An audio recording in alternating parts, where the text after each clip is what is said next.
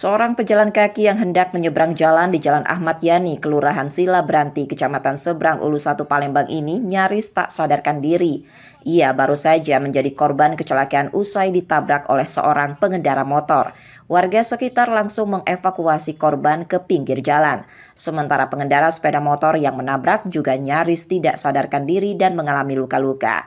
Menurut keterangan pengendara, kecelakaan bermula saat ia tengah melintas di lokasi kejadian dengan kecepatan tinggi sambil mengoperasikan handphone.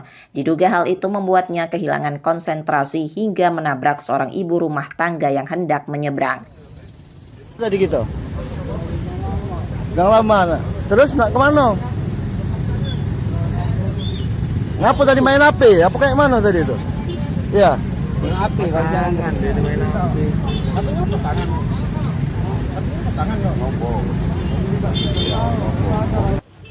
Kemudian keduanya dilarikan warga ke Rumah Sakit Bari Palembang untuk mendapat pengobatan. Yudi Kiswanto, Kompas TV, Palembang, Sumatera Selatan.